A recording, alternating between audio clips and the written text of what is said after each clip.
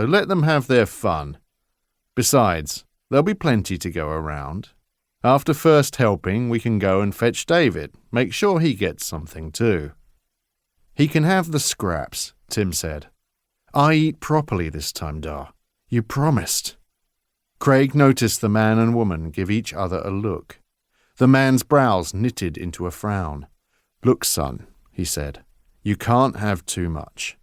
"But you said," Tim shouted suddenly, like an indignant child. "We need you how you are, Tim. You know that," the mother said. "You'll still get to eat," the man added, "but we can't give you too much. We can't have you going through any kind of change.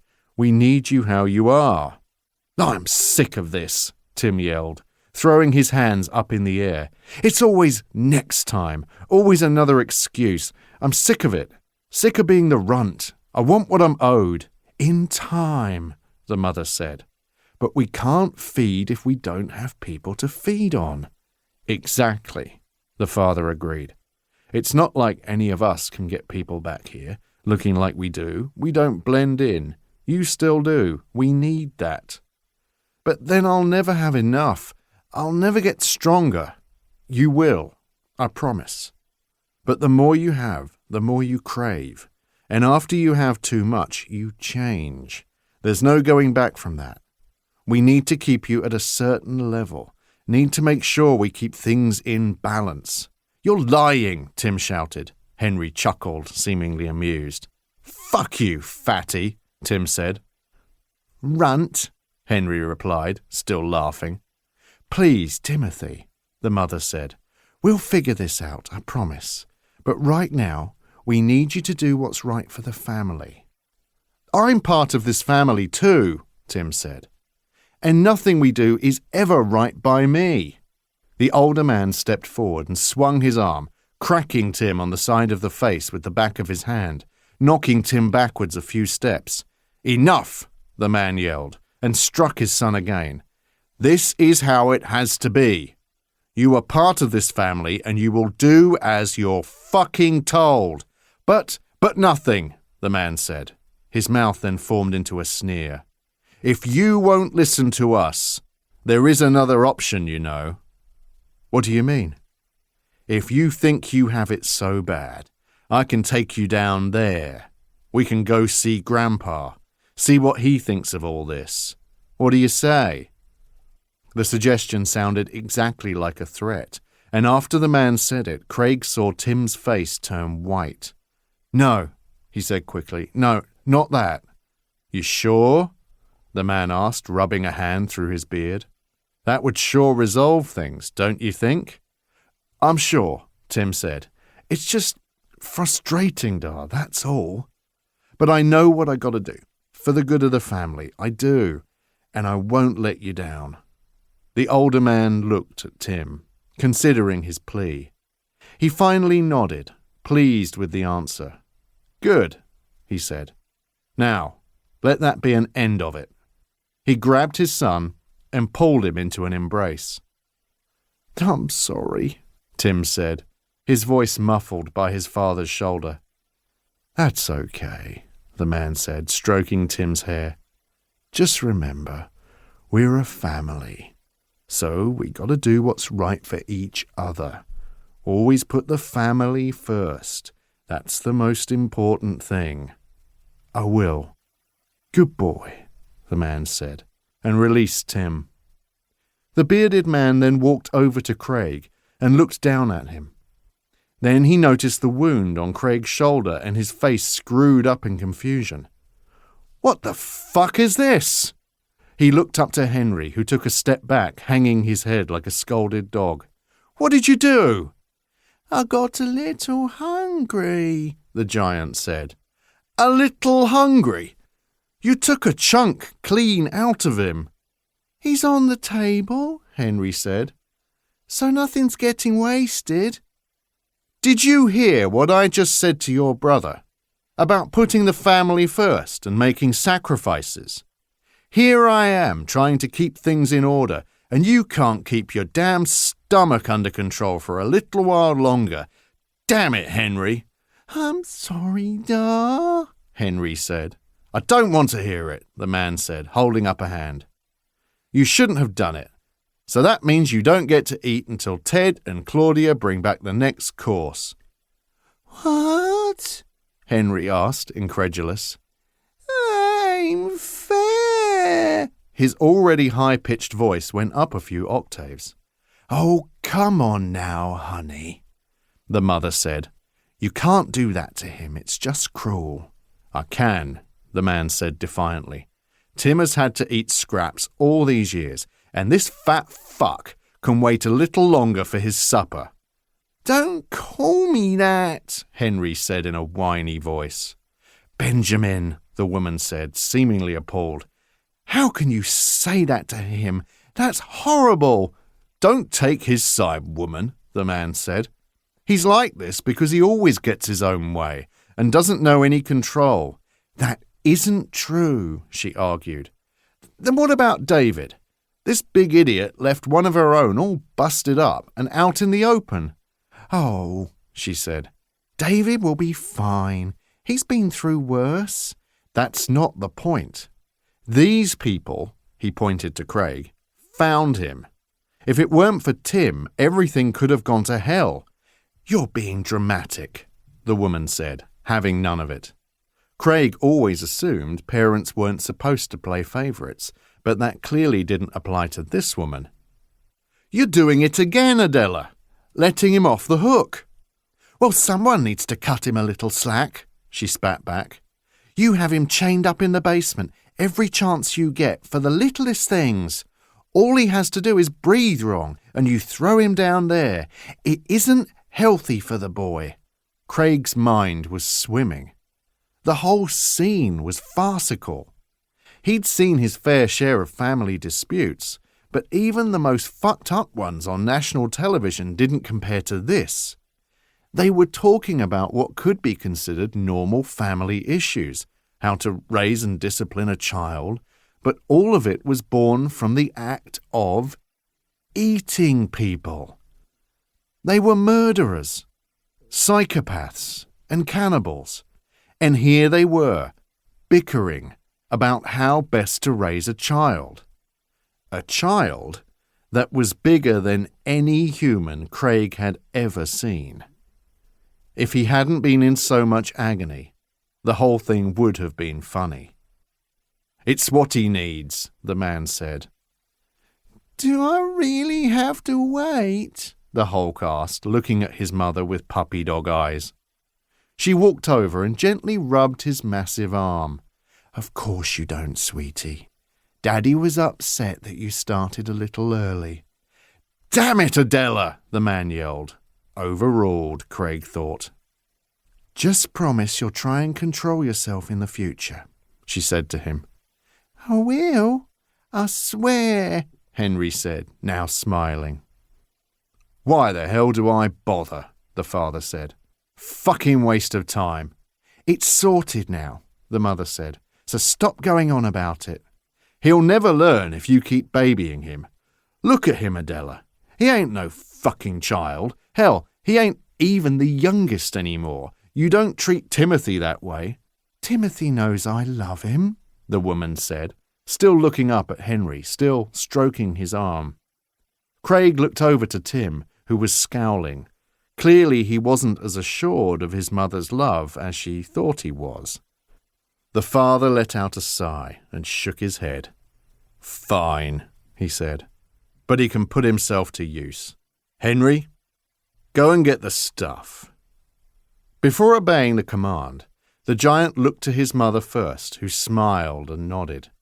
Then he walked over to the corner of the room, to the old wooden crate Craig had noticed earlier. He flipped open the lid and pulled something out. When the monster stood, Craig saw that whatever he was holding was wrapped up in a dirtied bundle of cloth. Henry slammed down the lid of the crate and made his way back over, handing the bundle to his father. The father then set the bundle down on the small table to the side of Craig and unravelled it. Craig began to squirm when he saw the glistening, metallic objects reveal themselves. Large knives, cleavers, hammers, and other carving equipment were laid out. There was even a small hand axe, and something Craig had seen on medical programs for prying open rib cages. The father plucked up a large cleaver and smiled down at Craig. "So," he said, licking his lips, "who wants a leg?" Chapter 25. The woman carrying Ashley was struggling. Even though she seemed amazingly strong for her lithe build, she had been carrying Ashley for quite a distance now, and Ashley could hear her breathing begin to falter. Her steps, too, became wobbly and uneven. And if she was weakening, did that reveal an opportunity to Ashley? If it did, she knew she needed to act quickly, because the man carrying Kim was directly behind them and would see everything. As odds went, they were pretty slim, but Ashley would take slim over hopeless. But if by some fluke of circumstance she did manage to get free and have a chance at escape, one issue remained. Kim. The girl Ashley considered her best friend in life, someone she loved dearly, someone she thought loved her back. The girl who seemed only too eager to leave her behind. As angry as she was, Ashley wasn't oblivious to the fact, though, that both her and Kim had done exactly the same thing to Craig less than an hour ago. It seemed this was a weekend for turning your back on a friend in need.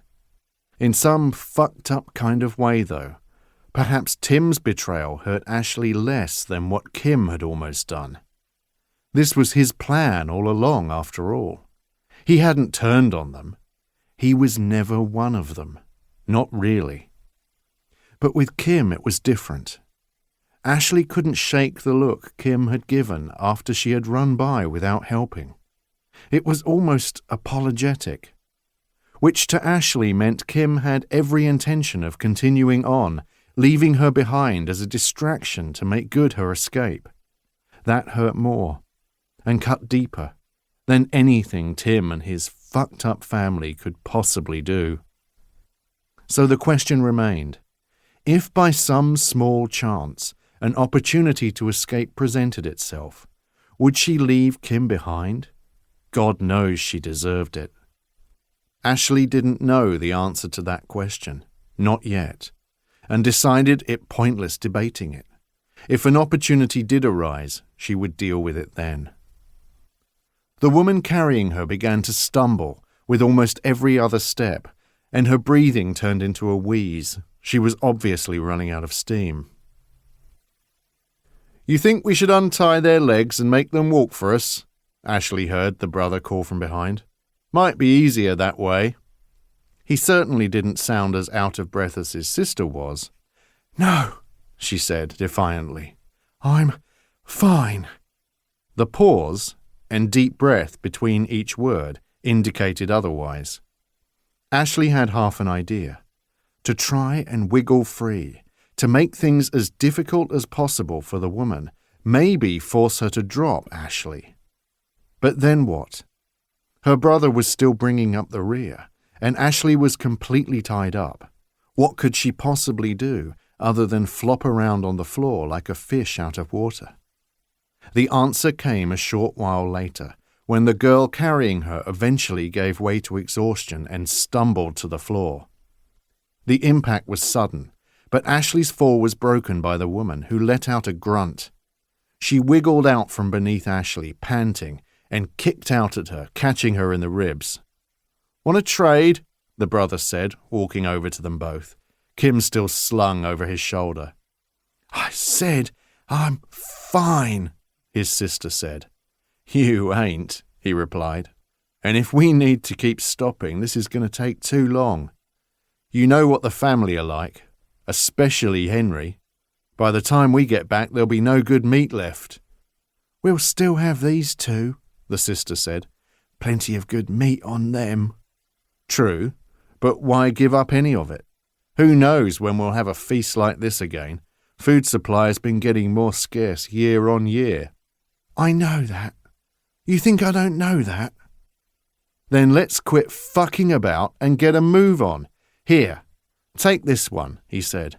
No, the woman said, quickly getting to her feet.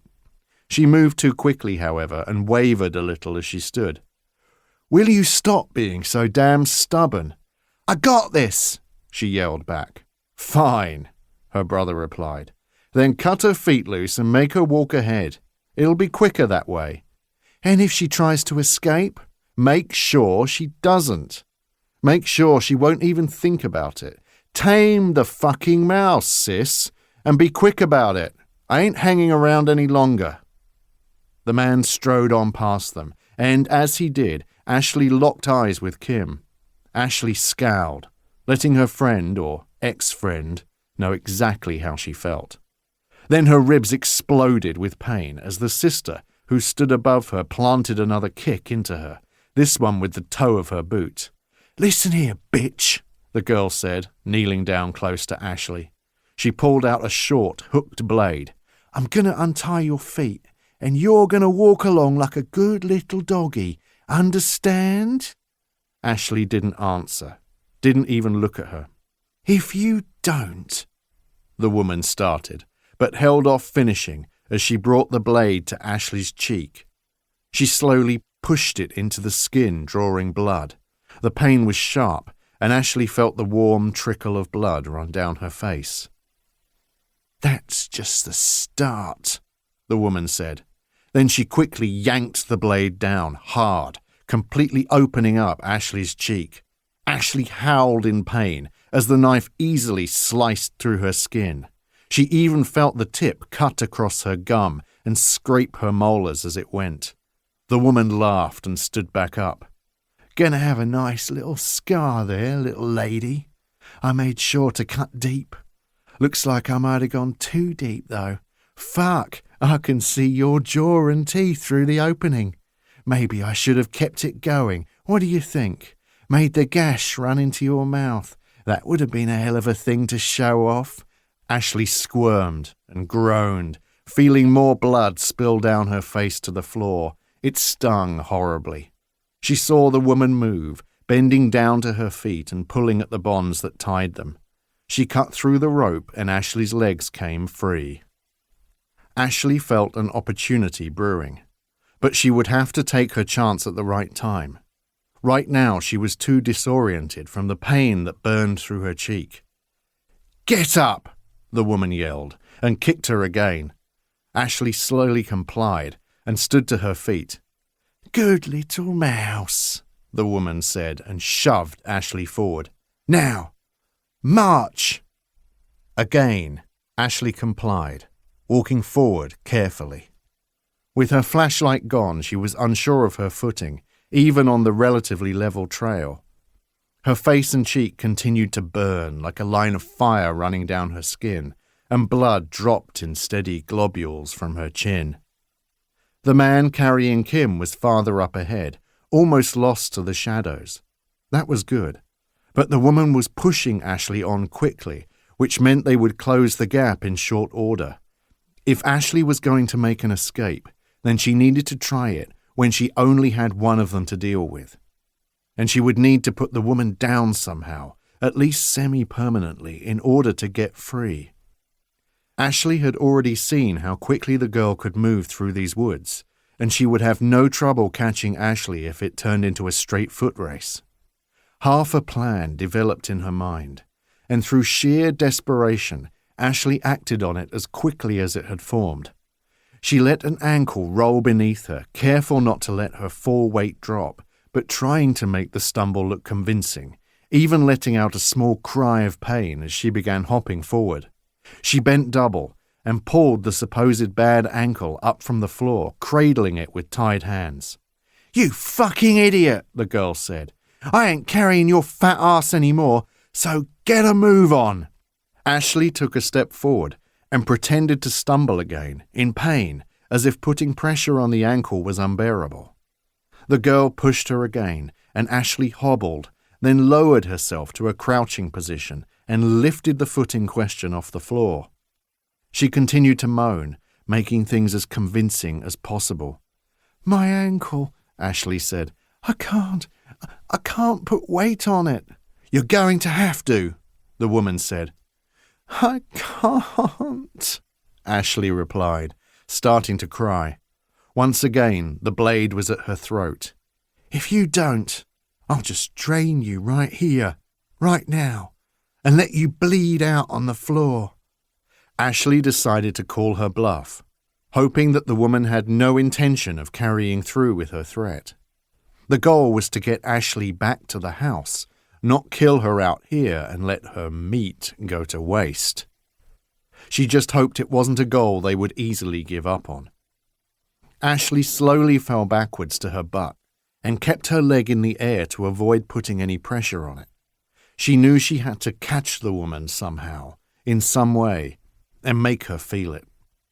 The woman bent down close to Ashley, fire in her eyes, and held the blade out. I'm not fucking joking, she said. Ashley saw her chance. As the woman leaned closer to issue more threats, Ashley pushed her raised foot forward as hard as she could, driving her heel into the girl's nose with every ounce of power she could muster. Ashley heard a crunch, and the girl's head snapped back. She dropped the blade and stumbled backwards a few steps. Ashley acted quickly, diving for the blade, which she grabbed with her tied hands. She was back on her feet in no time and charged into the woman, shoulder first. The girl fell to the floor, and Ashley landed on top of her. There was a moment when the girl, Claudia, Ashley remembered, looked up in disbelief. Disbelief that this little mouse was able to outwit her and get the upper hand. Ashley didn't dwell on it. She swiftly raised the knife high above her, grasped in both hands, and drove it down.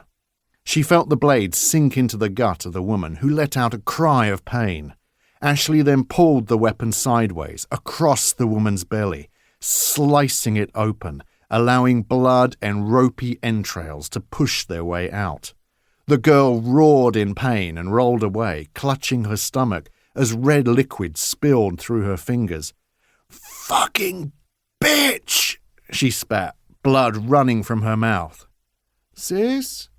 Ashley heard the man call from ahead. During the conflict, he had obviously kept on going, and Ashley couldn't make him out anymore. The woman groaned and gargled in response, but it was quiet, almost muted. She coughed and spat a splash of blood across the ground.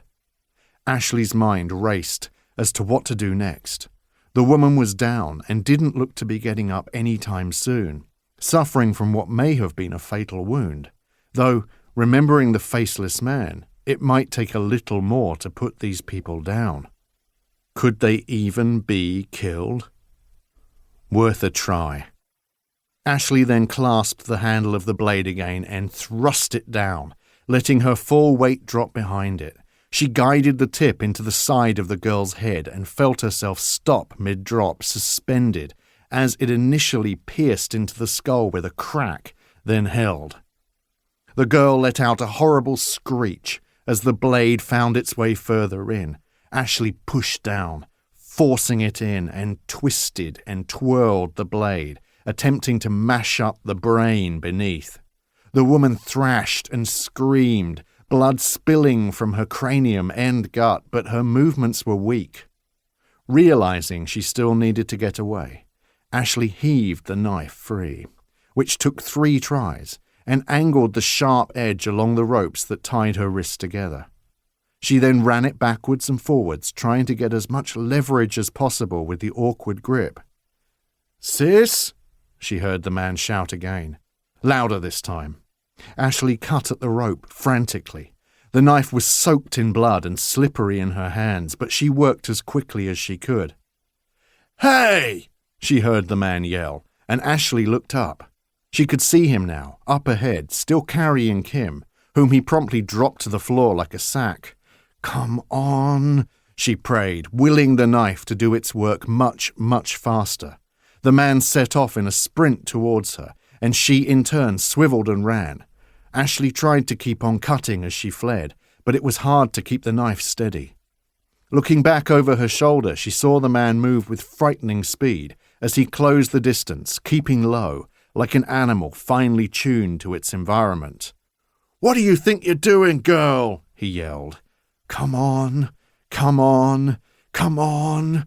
Ashley then felt the rope finally give and fall slack. She wriggled her hands completely free and let the rope fall, keeping a firm grip on the knife, and ran for her life.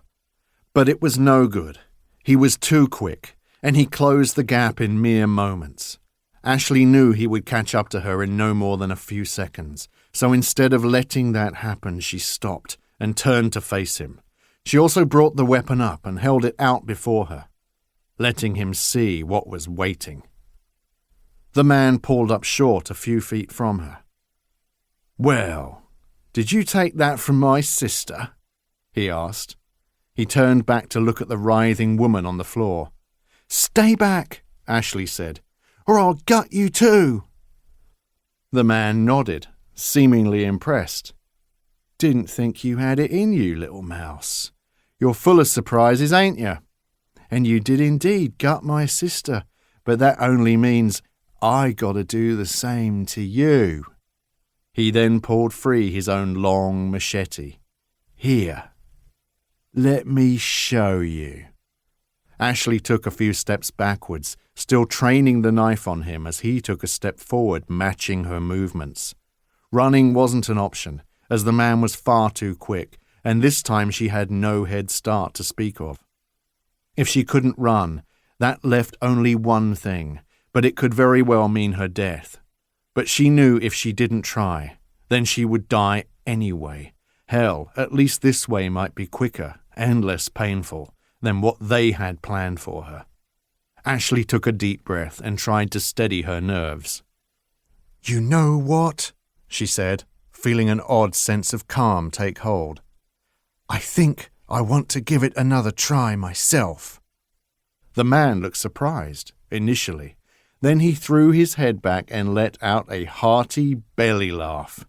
"Damn, little mouse, I really like you. Shame it's got to end this way. You would have been fun to play with." Ashley didn't wait any longer. She lunged forward, blade first, ready to hack and slash as wildly as she could. After the first swing, Ashley knew her escaped attempt was over. The man dodged under her arm, and when she tried to bring the knife down to his back, he just feinted to the side, effortlessly avoiding her attacks. He then ducked behind her as she overcommitted again, now completely out of her reach. It was helpless, and Ashley braced herself for the inevitable retaliation. She felt a swift blow to the back of her head. Spots of light erupted, pin-pricking her vision, and dizziness took hold. She felt her body fall, but as she dropped, she was already feeling far removed from reality. Ashley realized she was losing consciousness, and her last sight was the man standing above her, still smiling. He raised his knife. Ashley was thankful that the black swallowed her up, stealing her consciousness. Grateful she wouldn't feel the pain of her death.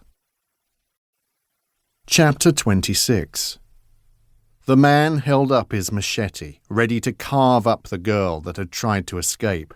The meek little mouse. Obviously not so meek anymore. In a strange kind of way, maybe the weekend had done her good, shown her what she was really capable of. She'd gotten the better of Claudia, leaving his sister howling and writhing. Ted couldn't remember ever seeing that happen before. This little mouse had a lot of potential. Shame he had to kill her. It wasn't like he hadn't warned her, more than once, yet still she disobeyed. In a way, he could respect that, but rules were rules. He'd told her what would happen, and he needed to follow through. His father always said that if you didn't make good on a threat, then you were nothing, and no one would respect you. In this world, you had to earn everything. So, she had to die. He gripped the handle of the machete tighter. Didn't she? In all the years he and his family had been killing and feeding, and it had been too many to keep track of, he'd never really seen anyone like her. She'd proven to have a determination and strength he hadn't seen at first, and she was easy enough on the eye.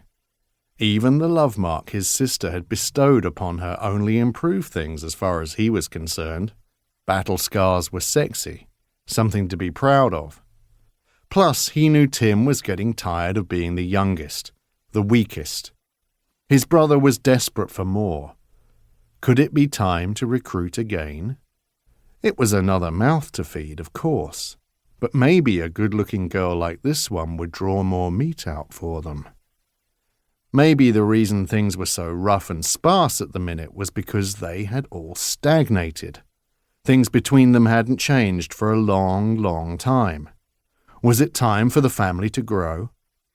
It had been over 40 years since Tim had joined, brought home by father, kidnapped after wandering too close to the woods. Maybe it was time for new blood. But they could barely feed themselves as they were, so was adding another to their ranks sensible? Maybe she could replace one of the others. Tim hadn't proven that useful in luring food, especially not recently, so why not swap him out? And wouldn't it be fitting to swap him with someone he brought in? The choice, however, was not his to make. Father would have to make that decision. If he agreed, then the girl would go down to see Grandpa. And if it wasn't to be, at least they still had another warm body for the feast. Maybe the only stupid decision here was to actually kill her. Ted slid the machete back into the loop on his trousers, his mind made up. His sister was rolling around on the floor like a wounded puppy. "Well, sis," he said, and stepped towards her. "What happened here?" "Ted, help," the girl mumbled out, drastically slurring her words. Was that supposed to be help? Drool ran from her mouth, mixed with blood. Her jaw worked as she tried to speak again, but it simply gnawed at thin air, refusing to work how it should. "Oh, shit," Ted said, laughing. "She broke you, sis. You might be full-on retarded now." He collapsed to the floor in a fit of hysterics. "Jesus, she fucking done you over. Do you know how long it'll take to heal up from this? Sorry, sis. I don't have that kind of time to wait. I'm going to be late getting back as it is." He got to his feet. Claudia reached up for her brother from a pool of her own blood. It was an exciting sight to him. "Ted," she pleaded again, forcing out the word. He just shrugged. "Ma and Da aren't going to be happy with you when I tell them.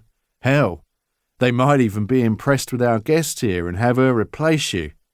Take you both down to see Grandpa and see what he has to say." Claudia tried to crawl forward, but her motor skills were obviously affected, and her hands didn't seem to move where she wanted them to.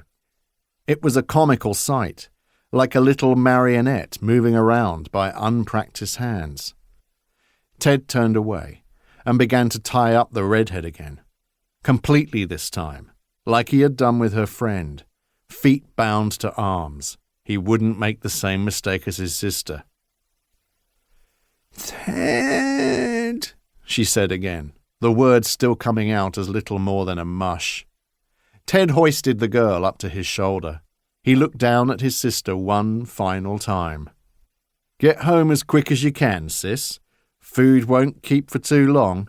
Might not be anything left. Imagine that. Imagine that hunger being extended for who knows how long, while the rest of us are content with full bellies."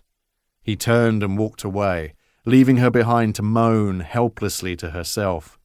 He walked over to the other bound girl. She looked up at him in total fear, so helpless and afraid, like a scared little mouse. What an interesting turnaround. "Okay," Ted said, pulling free his weapon again with his spare hand. "I don't think I can trust you enough to let you walk ahead. And I can't carry you both. So what I'm going to do is take off your scalp. That's going to hurt. And, to be honest, I'm only doing it for fun. I don't collect them or anything. I haven't even tried it before. Which is probably why I'm going to do it now. You're going to be my first, and when I'm done, I'm going to bury this thing," he held up the weapon, "into your skull, as far as it will go, like your friend here did to my sister. Don't know if you saw that. Shame. Would have been nice to get you back to the house. The family might have had half a mind to keep you around, like a pet. Not much of a life, but at least you'd have been alive." He bent down, and the woman on cue began to beg. "No," she pleaded. "Please, I swear. I won't try to get away. Please, I won't cause trouble. We can go back to the house. I'll walk. I won't run. Anything you want. I swear. I won't try anything. Please, please don't kill me." Ted studied her expression and knew that she was broken. A puppet for him to manipulate. He pretended to give some consideration before finally giving a nonchalant shrug. "Fuck it," he said. "We'll give it a try. It's not like you'd get far anyway." With his spare hand, he cut free her legs, leaving enough rope loose from her existing bonds for him to hold like a leash. He got to his feet and yanked hard at the rope, forcing the girl up to a standing position. "Okay, doggy, walk. Follow the trail." She did as instructed, walking forward with her head bowed down. He smiled, pleased with his work. Despite Claudia's fuck-up, he would single-handedly bring both of them back to the family. And who knows, maybe even introduce them all to the newest member. Chapter 27. Craig managed to scream, even though every movement, no matter how slight, caused him great pain. "No!" he pleaded as the cleaver was held aloft. "Please don't do this. Just don't." His words turned into a prolonged screech as the father dropped the cleaver, sinking it into the flesh of his thigh. Through it all, he heard the people gathered around him laugh manically. "I like it when the animals squeal when we slice them up," the father said. He waggled the knife free and brought it up again. "Proves you ain't nothing more than a pig. And this leg of yours looks mighty tasty." The cleaver came down again, sinking farther into Craig's thigh. Warm blood squirted free. The pain was white-hot. "Hit a good vein there," the woman said. "Careful not to waste any, dear." "I won't," the man said. "Table's big enough to catch all the blood. Grandpa will get his fill, don't worry." Again and again, he brought the cleaver down, each time cutting farther and farther into Craig's leg as the blond man screamed in agony and desperation. Another chop brought a new, more tender kind of pain as blade met bone. It was more difficult for the man to shake the blade free this time, and each twist of the metal sent a fiery jolt of agony up the length of Craig's thigh. Chop, chop, chop, through the bone, again into the meat and beyond. Craig's throat was raw from screaming so much. His voice began to give out. "Finally," the man said, "we're through." Craig looked down and saw the man pull a length of dirty material from his overalls. He quickly began wrapping it round what was left of Craig's thigh as a makeshift tourniquet. "Just so you don't bleed out too quickly," he said. Then, after undoing the ankle bonds, the crazed man held his prize up high. Craig could see his own detached leg in the man's hands, one end no more than a jagged, bloody stump. "Who wants first bite?" "I do," Henry said excitedly, raising his hand. "You've already had a bite," the man said. "I got an idea." He set the leg and cleaver down on the table and picked up what looked like a strong carving knife. Then he cut a thick slice from the top of the thigh, like carving turkey meat, and held it out to Tim. "I know you ain't getting much, boy," the man said to his son, "but for all you do for this family, this is the least you should get in return. First taste. And one day, you'll get your fill, I promise you that. You'll get your fill and everything that comes with it." Tim actually looked touched, and he gratefully took the meat. He brought it to his mouth and bit down, sloppily chewing into it. It was too much for Craig. The pain, the sight of these people cutting into him, seeing a person who could have been a friend start to eat him alive. The feeling of violation was staggering. Craig wanted to pass out. Surely he had gone through enough.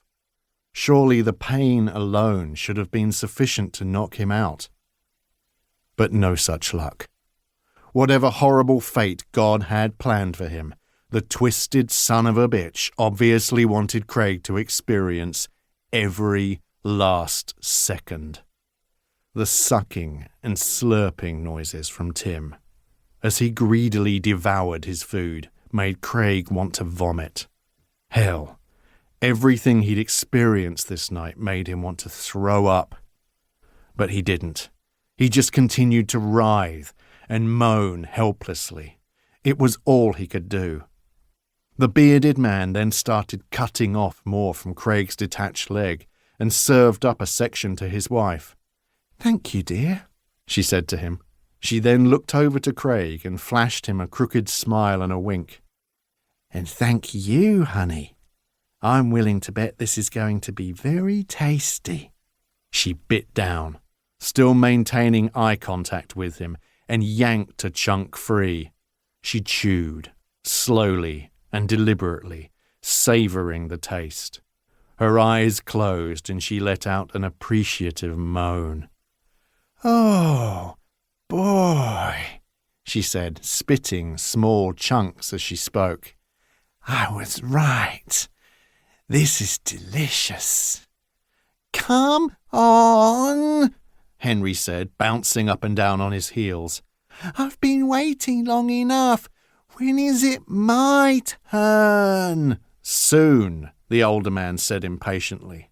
"But you'll go last because you can't control yourself." The man then carefully cut off another piece, slightly bigger than the previous two. "I'm going to need more than that," Henry said.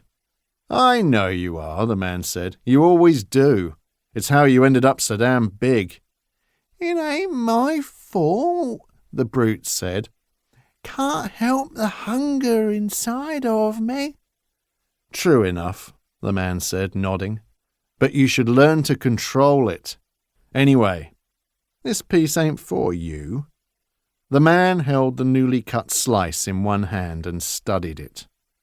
He then looked over to Henry, who was watching him like a greedy dog, salivating, waiting for his turn. The man shook his head and lifted the detached leg in his free hand. Craig saw exposed red flesh where the man had cut strips free. "Here," he said, and threw the entire leg over to his bulbous son. Henry was large and powerful, but obviously not very nimble. In his excitement, he spilled and dropped the appendage, and it rolled across the dirt floor, gathering up bits of dust and grime. The giant quickly grabbed it and held it out before him, an excited grin on his face, like a kid with a present on Christmas morning. "Thanks, Da," he said, and bit down, mashing his stubby teeth through the skin. Blood ran free and slopped down his face. He pulled his head back, bringing a mouthful of meat away with it, and chewed greedily. He closed his eyes and let out a long, satisfied moan. He swallowed and took bite after bite, like he was quickly working his way through a chicken leg. That was enough for Craig. He instinctively turned his head and threw up across the table. "Ah, Don't worry about that, the woman said, trying to sound sincere, but unable to repress a slight giggle. It always happens. Nothing to be embarrassed about, dear boy. After coughing up some additional bile, Craig desperately tried to beg some more. Please, he croaked, just end it. I can't take any more. The woman approached him, still eating. Can't do that, sweetie, she said. We need you alive. That's when you taste best. She then brought a bloodied hand down and traced her fingers along his remaining thigh, letting them dance up his skin. The touch made Craig flinch, which in turn made her giggle again. She ran her hands farther up, eyeing his body as she did. Then her hand hovered over his groin, and Craig felt his body impulsively tighten up. She flicked her eyes up, meeting his own, and winked. Suppose there are ways to make this more bearable for you? Adela! The bearded man spat. Stop that, now! You shut the fuck up, she yelled back, not even looking at him. She continued to lock eyes with Craig. He gave a sudden intake of breath as her finger brushed against his member. Would you like that, sweetie? She asked, trying to make her voice as seductive as possible. Craig felt dizzy. What the hell was wrong with her?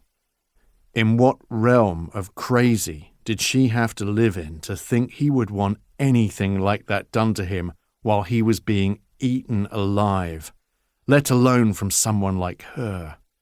She stroked it again, still smiling, her lips red and wet with blood. Craig just shook his head, hoping his mind would break. Maybe then he could be free of this nightmare and get lost in sweet insanity. The woman didn't take too kindly to his rebuttal. Why? She asked. Something wrong with me? Too much woman for you? Just leave me alone, Craig said softly. Please, just stop all this. I'm begging you. The woman curled her top lip into a scowl. Are you fucking stupid, boy? Take a look around you. Does it look like we have any intention of stopping? Have you seen how Henry is chomping down on that leg of yours? It's going to happen. We're going to eat you all up. And it's going to hurt. Now, she went on, as her face softened and her stroking continued. What I'm offering is a way to take your mind off things. Craig began to weep. The whole situation was beyond fucked up. Did she really think her advances would do any good whatsoever? Kim could be stroking him right now, but with the pain he was in, there was no chance of any kind of sexual reaction. The woman seemed to notice his lack of arousal too. It's not playing. Why isn't it playing? Please, Craig repeated, shutting his eyes. Please just stop. I can't take it anymore. Just end it if you're going to. He knew it was hopeless, but he had nothing else to offer. Fucking prick, the woman said, exploding into anger. She bent forward, and her hand quickly found his balls and squeezed tight, causing him to squeal in fresh agony. His eyes shot open so wide he thought they would pop from his skull. Does this thing even work? I bet it doesn't. She squeezed again. So, if it don't work, might as well get rid of it, she said, turning to the bearded man. Ted, pass me a knife. A big one. One that will get things a little messy. The man chuckled and picked up a knife, one with a serrated edge, and held it out to his wife, directly over Craig's body. No, he pleaded. Don't. Please don't. I'm begging you. Please, for the love of God, just let it end." He was screaming now, totally manic, and yet the man and woman, the two evil bastards who held his fate in their hands, just laughed. The woman took the serrated knife and looked it over. "Ooh," she said. "Good choice." She then leaned in again to Craig, bringing her head close to his so he could make out every feature on her face, the sores, the wrinkles on her dirty skin, the milky, pale eyes and the yellowed teeth. It all repulsed him. "Now," she said, "I'm sorry to say this, honey, but I expect this will hurt quite a bit. But we can't let anything go to waste, anything at all, even down to the last small mouthful, which is about all your little friend down here would measure up to." Craig began to scream for help. Another useless gesture, but he was beyond desperate. "Keep screaming," the older man said. "Won't help you any, but damn if we don't enjoy the sound. Makes all of this a little bit more fun, you know." Craig barely heard him. He just continued to scream and thrash around uselessly on the table. To make matters worse, the woman held up the knife directly in front of him, letting him take in every detail. He continued to scream. "Time to get carving, don't you think?" she asked him, then stepped back a little. She centered beside him, near his crotch. "Should have taken me up on my offer, boy. I'm good, you know. You would have enjoyed it." She grabbed a handful, pulled it up as far as she could, and swung the knife towards it. Craig screamed again. The agony was immeasurable. And still, he did not pass out. Chapter 28. Ashley wasn't sure if she was in some kind of hell.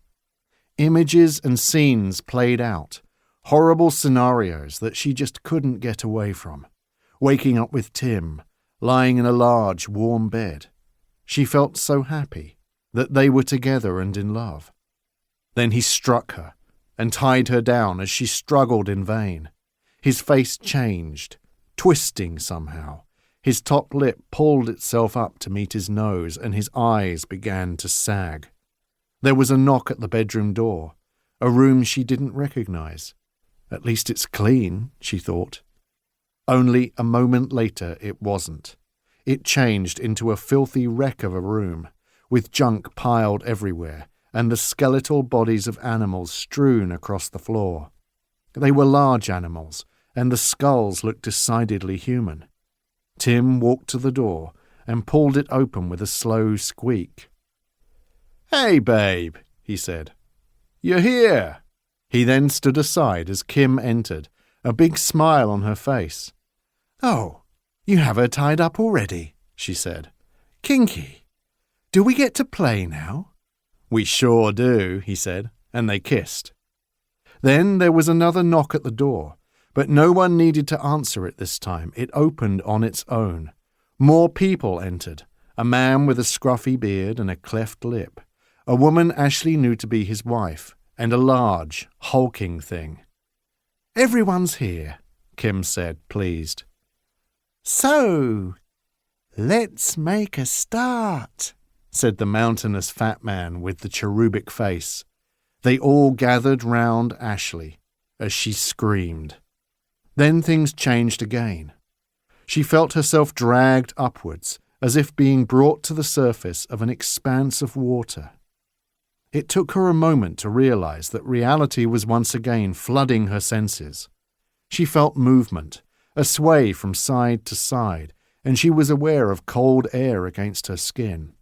There was a throbbing pain in the back of her head, which overpowered the other aches and strains in her body that also screamed for attention. She slowly opened her eyes. It was disorienting at first, as things slowly came into nauseating focus. The man, who had seemed ready to end her life before she blacked out, was now carrying her, and she was once again completely tied up, which meant he had decided against killing her.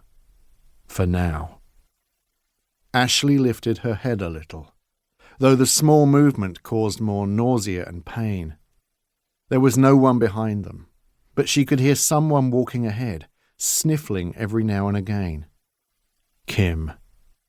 There didn't seem to be anyone else with them, or if there was, they were moving silently, which meant the woman Ashley had gutted had been left behind. Perhaps Ashley's attack had been enough to kill her. Regardless of whatever grow-a-new-arse properties these freaks seemed to have, surely slicing open her stomach and cutting into the brain like that would be enough to make things permanent. Then again, the faceless man seemed to still be operating with a hole in his head and his brain scrambled. How they managed to survive such things was beyond Ashley, and she was pretty sure it always would be. The pounding in the back of her head seemed to be growing worse, and she let out a woozy moan. "Ah," the man said without stopping or altering his movements. "Looks like someone's awake. Have to say, girlie, you impressed me a little back there. Did a real good job on my sister. Going to be a while before she is back to normal and able to get herself home." Back to normal? After that?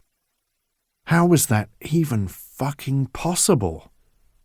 People weren't built to get back to normal after suffering such wounds. Certainly not without immediate medical attention and a shit ton of luck. "What are you people?" Ashley asked. "Just a family," the man answered. "Doing what we need to do to get by." "No," Ashley said, still woozy. "I mean, how come nothing can hurt you?" "Things hurt us plenty, I guarantee you that. You think Claudia isn't in pain after what you did to her? Shit, she'll be feeling that for months." "But she isn't dead." "No," he said, "she isn't. Takes a little more than that to put us down for good." "How is that possible?" The man laughed. "People don't tend to find that out. It's kind of a trade secret." Ashley stayed silent, knowing she'd wasted her time asking. To her surprise, the man actually carried on. "But you may well get to know. Have some things to talk to Mother and Father about when I get back. About you, actually. Might be that you end up finding out more about us than most do." Ashley had no idea what that meant and had no desire to find out, though she knew she wouldn't get a lot of say in the matter. "Are you human?" she asked. The man seemed to pause. "Yes," he said finally. "We're human. Just come to be a little different is all. Everyone is different though, aren't they? Different is what makes the world go round." "It does," Ashley said. "But not when it turns you into a killer. Or a cannibal." "Well, that's your opinion," he said. "For now, at least. I have a feeling you might come to change your mind. I should have killed you back there, you know, after what you did to my sister. But I didn't. Decided to take a chance on you." "That's awfully big of you. Am I supposed to thank you?" "Not yet. But in time you just might. I wouldn't count on it." "We'll see," he said. "But I think you might be surprised, given what we can offer." Ashley wanted to tell him to go fuck himself, but thought better of it. It was pointless antagonizing him any further. She heard Kim sniffle again, up ahead, and wondered what she made of the conversation she had no doubt overheard. From the sounds of things, Kim was walking on ahead of her own accord, and if that was the case, she had much more freedom and movement than Ashley did. If any of them had a chance to try something, it was her. "Kim!" Ashley called. "Are you okay?" "No talking," the man snapped. Ashley ignored him. "Kim, talk to me!" "I said shut up," the man snapped. I'm warning you both. Don't try anything. Ashley, Kim answered in a quivering voice, just do what he says. He'll kill us. That's a good girl, Ted said, and slapped Ashley on the back of her leg. See? You should listen to your friend. He's going to kill us anyway, Kim, Ashley said. You need to run if you can. Try to get away. Ashley suddenly felt herself flip forward and land hard on her back, the force of the drop knocking the wind from her. What did I just say? The man yelled, grabbing the handle of his machete and pulling it free. He held the tip of it to Ashley's face. Do you need me to prove my point? I've already been lenient with you, but I swear, another word from you. He then raised the blade and pointed it to Kim. And I got your friend. Nice and slow. Ashley looked up and saw Kim ahead, her hands tied behind her back and a makeshift leash running back to the man. Pure fear was etched on the girl's face. Ashley, she pleaded, just do as he says. Ashley knew that doing as he said meant being led to their deaths, only being quiet about it. If that was the case, what was the worst that could happen if they at least tried something? Worst case, they met their end a little earlier than they could have, but this freak and his family wouldn't get the pleasure of eating them alive, which seemed to be his plan. At least it would be on their terms. If there was anything left for Ashley to cling to in this life, that was as good as it was going to get. But her friend was pleading with her, begging her to just, what? Give up? Where was the fight she'd insisted Ashley show? Maybe Kim was playing for as much time as she could, delaying death, hoping for some divine intervention. But as Kim herself had said earlier, that wasn't going to happen. No one would save them, so they had to save themselves. But there was nothing Ashley could do. She was bound up tight and totally at this man's mercy. He seemed stronger than his sister, and she got the feeling he would have no trouble carrying her the rest of the way back to the house. If Kim had truly given up, then there was nothing to be done other than to let this man lead them back to the house, to their deaths, to become nothing more than a meal to these deranged lunatics. Are you going to stay quiet? The man asked. Ashley stared daggers at him, but slowly nodded. Good, he said, and again lifted her to his shoulder. We ain't far away now anyway. Soon they were moving again, on their way to their slaughter. To say Ashley was disappointed to see her friend totally broken after all Kim's talk of fighting on to the bitter end was an understatement. Only a little while ago the situation had been reversed, but Ashley had, after some persuasion, stepped up, whereas Kim had now regressed. There we are, the man said, stopping. Ashley pulled her head up and looked over his shoulder. Through the darkness, she could just make out the house up in the distance. The man took a breath. Home, sweet home. Chapter 29. After the woman had finished hacking away Craig's manhood and pulled it free to dangle it mockingly before him, things descended into a hellish chaos. Whereas before, the family had waited for the father to serve up their portions, the woman's actions had changed things, tipping them over the edge and completely unleashing all of their animalistic desires. Formalities were dispensed with.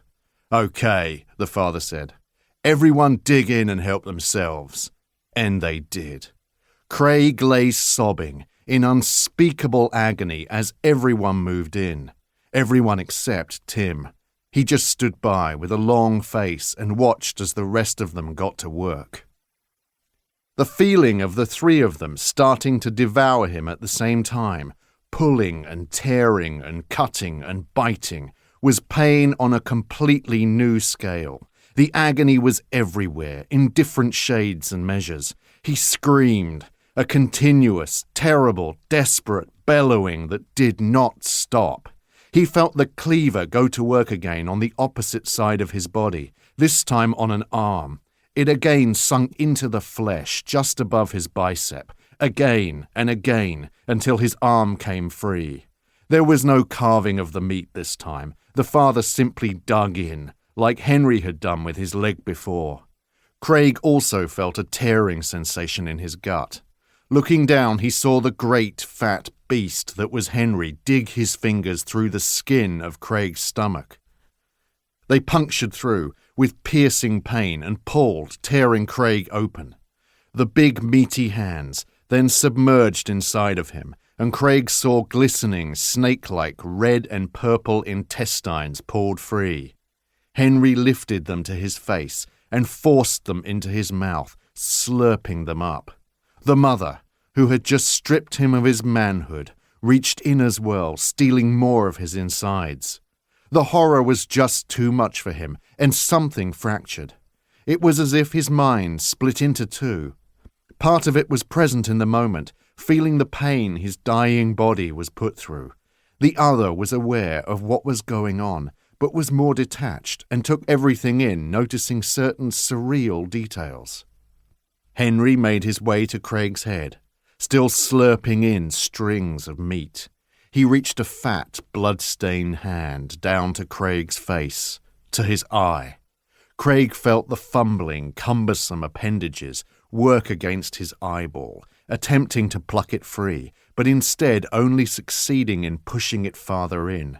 Craig's incomprehensible screeches grew louder. "I can never get these things out," Henry said, his mouth full. "'Cause your fingers are too big," the father said, and pointed to the side table, where the instruments of death were still laid out. "Use that thin needle thing." Thin needle thing? The detached half of Craig's mind noticed the term, which wasn't the most technical. It was almost comical. However, it was clear Henry understood. Hey there. You've been watching for a while now. Let's take a short break and enjoy some relaxing music. This audiobook is free for you to enjoy. If it's not your thing, feel free to skip.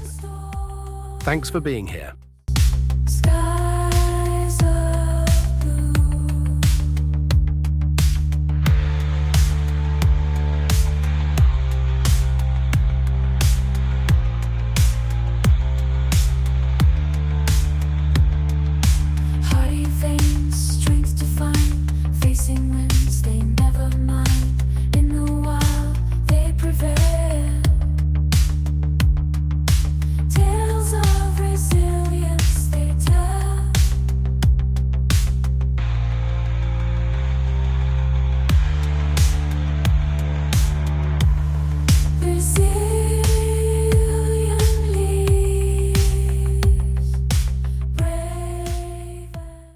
And grabbed an instrument that was exactly like his father had described. Craig could only watch as the sharp end of the long needle came down towards him.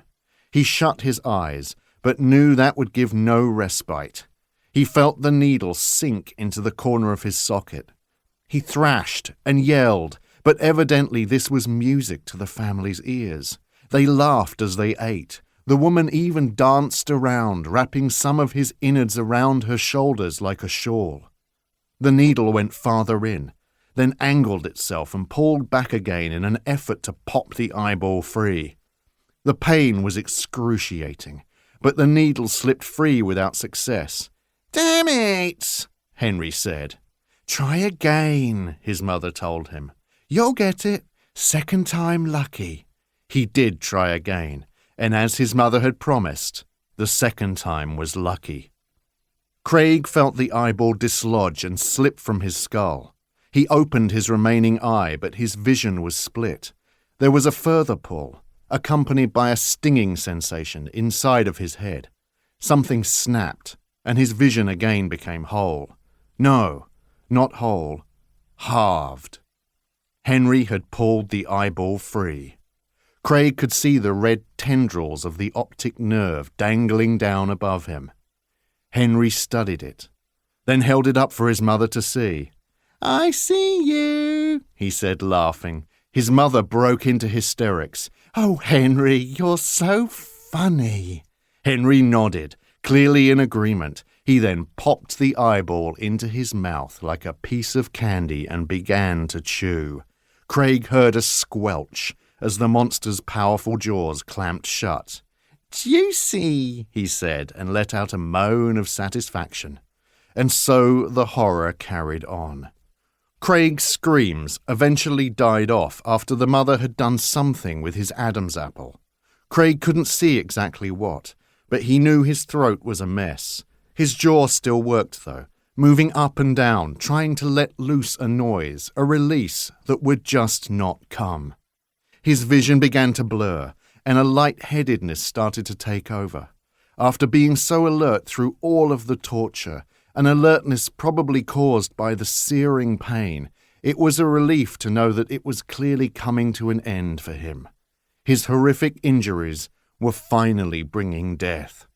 Craig felt the needle plunge into the corner of his other eye, ready to rob him of his sight completely. Come on, he prayed to any god that was listening. End it now. It's time. End it now. A small part of him was actually thankful they seemed to be devouring him so completely. If there was nothing left of him, it meant his family would never know what had happened. At least they would be spared that horror.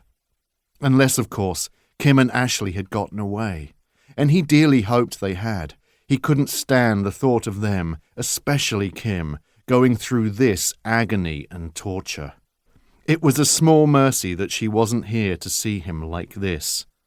Then, as if God was quite happy to shit on him further, he heard it. Craig! Craig felt the pressure on the needle release, and he was able to turn his head. Through blurred, unclear vision, he managed to make out the shape of the person who was screaming. No. Please, God, no. It was Kim. One final fuck you from whatever twisted karma was orchestrating this whole weekend. He tried to call back to her, but could make no sound. Finally, death claimed him. The sight of inhuman carnage inflicted on her boyfriend when Kim entered the room was enough to make her drop to her knees. It was monstrous, absolute desecration. The metallic smell of blood filled the room, bathing her in its stink. The other members of the family stood around a great stone table, all of them smeared in blood and gore, chewing noisily, feasting on him, as if what they were doing was the most normal thing in the world. As they ate, Craig's body twitched and moved very slowly, as if it were about to give out. Blood flowed steadily from every part of his ruined torso, bubbling free in multiple streams. A bloody stump indicated one of his arms was completely gone, and she could see another stump beyond where a leg should be. His stomach was pulled open all the way up to his chest, revealing what was left of his insides and also part of his ribcage. The hideous sight was too much for Kim, and she couldn't help but call out Craig's name. Henry was doing something to his face, but upon hearing her yell, he smiled and stepped back.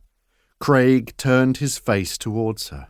One eye was completely gone, leaving an empty pit in its place, and the other was bulging from its socket unnaturally, almost like a sickening cartoon. He tried to say something, but his jaw simply moved, like a fish devoid of water. Then he slumped back, unmoving, dying before her eyes. Kim began to scream and scream and scream, pulling at her hair in absolute terror.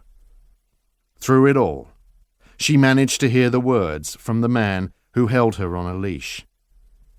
"You fuckers! You started without me!" He couldn't believe it. The greedy pieces of shit couldn't have waited just a little while longer Just held out a little bit so that they could all eat together, like a family should. You and your sister were taking too long, Father told him. Besides, we got 2 more to go at. He pointed to the 2 women Ted had in his charge. Not the point, Ted said. You should have waited. It's done now, his father said. Ted? Mother asked. Where's your sister? Ted chuckled. Funny story.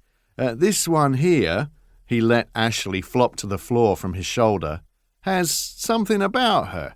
She managed to get free of Sis, ended up driving Claudia's own knife into her skull. If it weren't for me, this one would have gotten away. And what about your sister? Mother asked.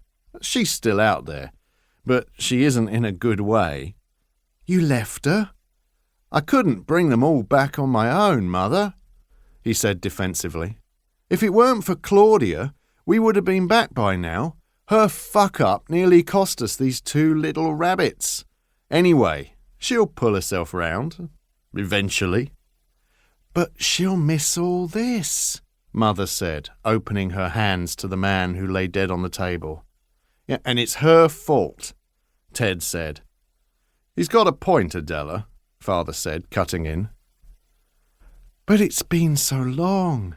If she doesn't get to eat this time, how will she cope? Who knows how long it will be before we get to do this again? Then she shouldn't have fucked up, Father said. We all have our jobs to do, and we all need to do them well for this to work. Sounds like she got sloppy, so she needs to understand the consequences of that. But she'll be a nightmare to deal with, Mother said. Then we'll lock her in the basement. I'm sure Henry can help straighten her out. Henry smiled and nodded, still too preoccupied with eating to talk. He had plucked the boy's remaining eyeball free and shoved it into his maw. Well, Ted said, I might have half an idea about that. What do you mean, son? His father asked, genuinely curious. Ted kicked out at the redhead who, he noted, had rolled over and was looking at what was left of her friend. Her face was unreadable. She wasn't howling and screaming like her frantic companion. This one, he sneered, she has something about her, like I said. Not like most we get who are only good for food. Are you saying what I think you are? Father asked. Ted shrugged. Not sure, he replied, but figured it was worth, seeing what you thought, and he trailed off. And what? And if you thought the same, maybe we could go see what Grandpa thinks, too. His father fell silent and began to run a hand through his beard, now coated red with blood and flesh. That's a lot of mouths to feed, Mother said. Can we handle another? I don't think we can, Father said. It's hard enough as it is now. So then, Mother asked, what is there to discuss? More food for tonight. That's all there is to it. But Ted could see his father mulling it over, and had a feeling the old man was coming to the same conclusion he had earlier. Ted might have a point here, Father said. What kind of point? Well, it's been a while since we've changed things up, he replied. Timothy has been the runt for too long. It's about time he got the chance to get what he's owed. Only way to do that is to bring someone new into the family. Take in a new child to cover his role and let him move up. And this one looks pretty enough to be good bait. Hell, even with that gash across her face, I bet she could bring us lots of fresh food. This might be a good opportunity, if Ted is right about her, that is. But we've just said we can't take on another mouth. Are you implying what I think you are? Maybe. Are you serious? Are you really saying that we just cut one of the children loose? How can you say that? They won't be able to cope or survive on their own. We don't cut them loose. We take them down to see their grandpa. That's even worse, Mother said. You're talking about killing them. And who would you suggest? Well, Claudia got sloppy. and it's her fault that one of them nearly got away. Everyone knows there are consequences for failure. It might be good to make an example, show that the rules aren't to be broken. But she's our daughter, Mother said. How can you be so careless? Not saying it's an easy decision, but the right ones rarely are. We got to do what's right for the family as a whole. We're stagnating here, Adela. You can see that. And the man downstairs won't allow that forever. This could be what we need. Adela approached the redhead, who had pushed herself up to her knees. The girl stared back at the older woman with a look of disgust and defiance. Adela grabbed the younger girl by the chin and tilted her head up to inspect her face.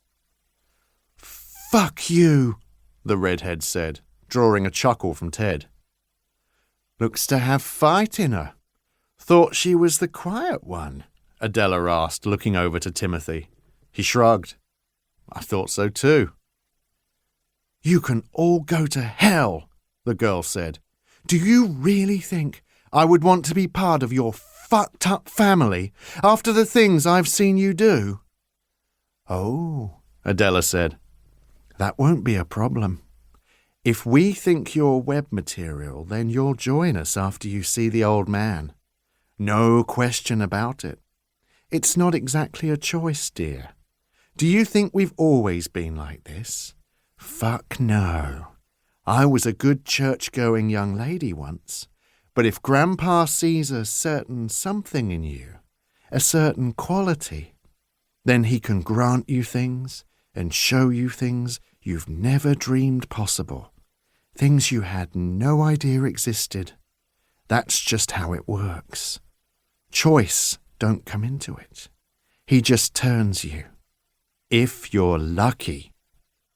"Bullshit," the girl said. Adela laughed and let go of her. "You'll see in time, my dear." "So," Father said, "you agree?" Adela cocked her head, and Ted could see the contemplation on her face. "Maybe. She might just have it, though only the old man can know for sure." "So we take her to see him," Father said, with finality. "And if he agrees, and she becomes one of us, what do we do with Claudia?" "We wait till she gets herself back here," Father said. "Then take her down to see Grandpa as well." "What'll happen to her?" Timothy asked. "Doesn't matter," Father said. "If he agrees with this, then after we take Claudia down, we won't see her again. No need to worry ourselves about what he does with her." "What if he doesn't agree?" Henry asked, still picking bits from the body left on the table. He pulled chunks of meat free from the open stomach and slipped them into his mouth. "What if she isn't one of us?" "Then nothing happens," Father said. "We carry on as we are." "With Claudia around?" Henry asked. "Of course," Father replied. "Don't think she will be too happy, though, when she finds out what we were thinking." Father shrugged. "She'll learn to deal with it. She'll have to. And she should let it be a lesson not to fuck up. But, I have to say, I have a good feeling about this one." He pointed to the redhead. "Might be just what we are looking for." "So what do we do first?" Ted asked. "Do we finish up with her?" He pulled at the leash, making the Asian one yelp, a small break in her sobbing. "Or do we take the redhead down to see Grandpa first?" Father thought about that for a moment before finally deciding. "We take her to Grandpa," he said. "Timothy and Henry can stay up here and clean up. They'll need to get rid of the leftovers and set the table again anyway. The rest of us will go down and see what's what." "Sounds good to me," Ted said. Then he leaned closer to the redhead, close enough to smell her. "Good luck. If all goes well, looks like I'll be calling you sister soon enough." Chapter 30. Ashley knew these people were insane. That much was painfully evident. But seeing what had become of poor Craig, a sight which turned her stomach, was enough to prove the family was completely and utterly unhinged. Craig's body had been totally ravaged and mangled. It was an inhuman sight. The blood that ran from the ruined corpse drained from the table, which Ashley saw had small holes along its surface.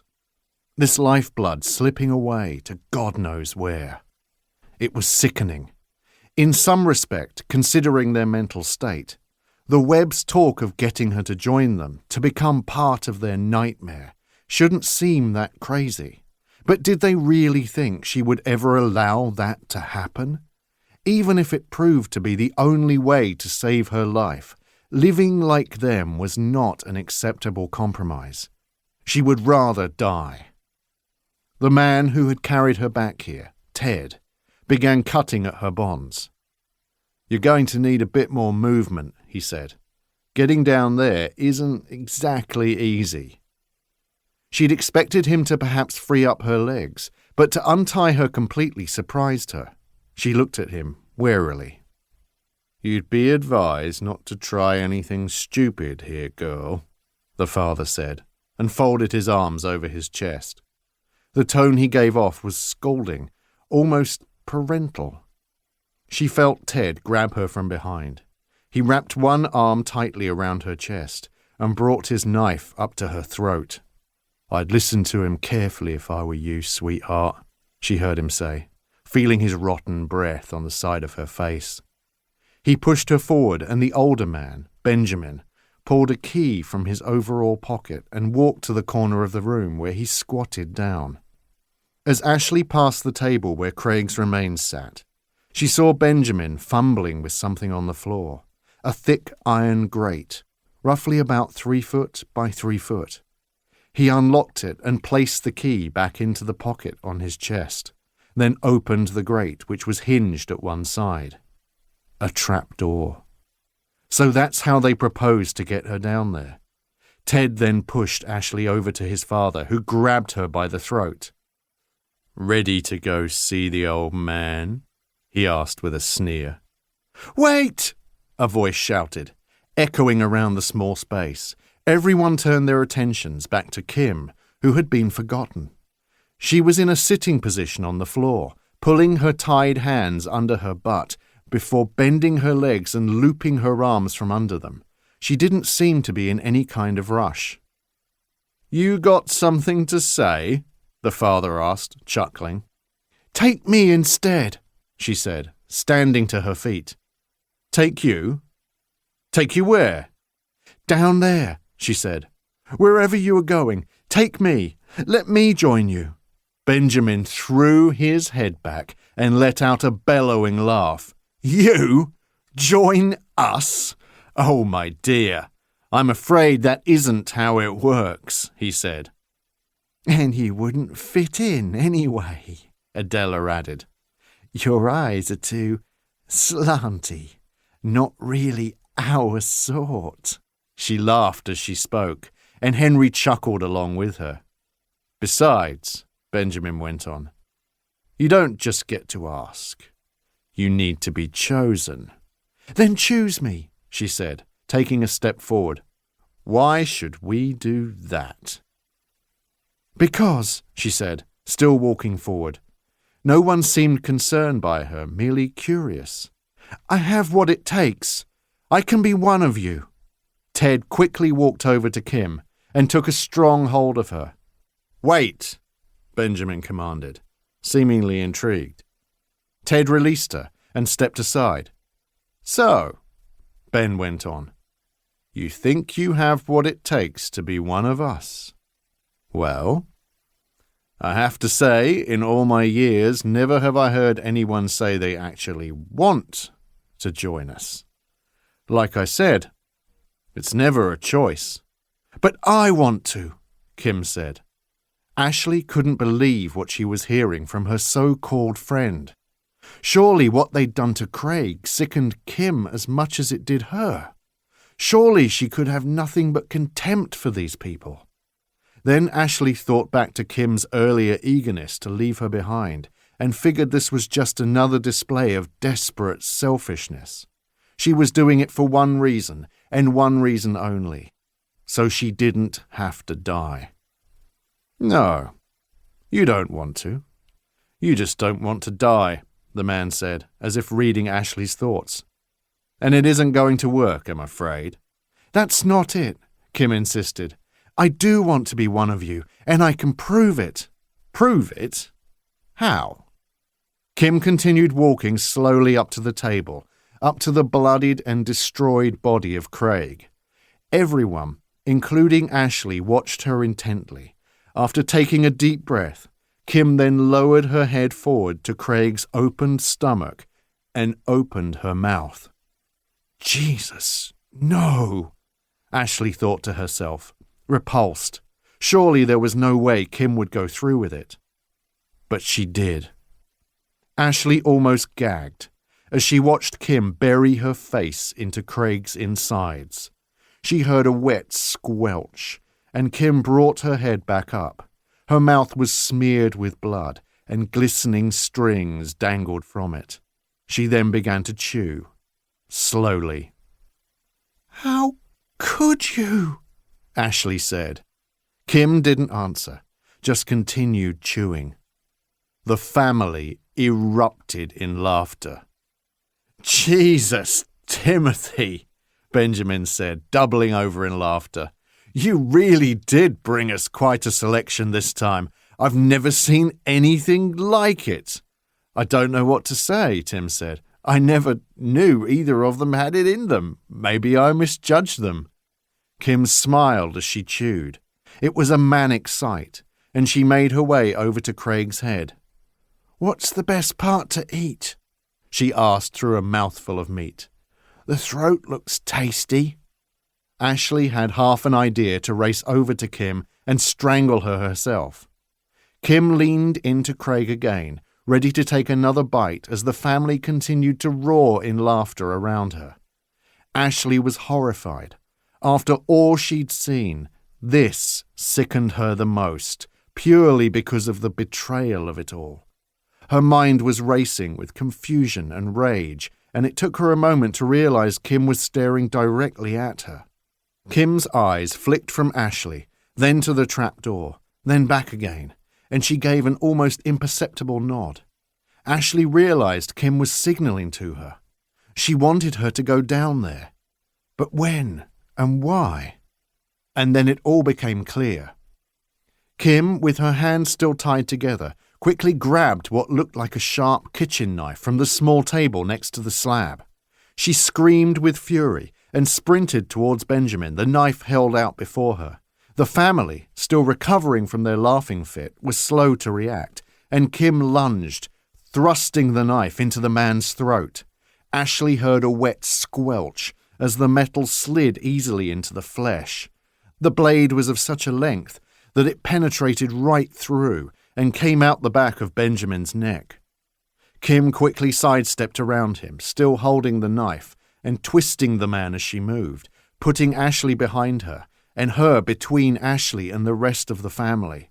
She pulled the knife free and lunged into Benjamin. They tangled briefly until Kim pushed him backwards into Tim, who caught the older man before he fell. Benjamin brought a hand up to his neck, his eyes wide with shock, and pressed it tight to the puncture wound, trying to stem the blood that gushed and spurted free. It was useless, though, as it pumped rhythmically from between his fingers. Benjamin sank to his knees.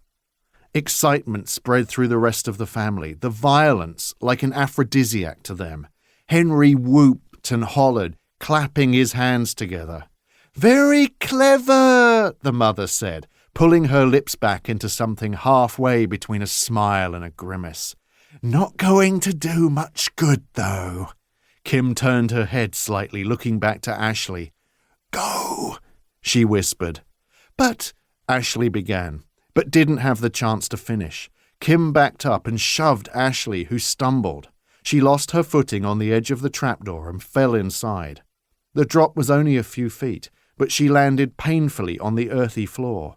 She heard commotion above and saw Kim drop the knife down to her before slamming the grate shut. A metallic clang rang out as Ashley tried to catch up with what was happening.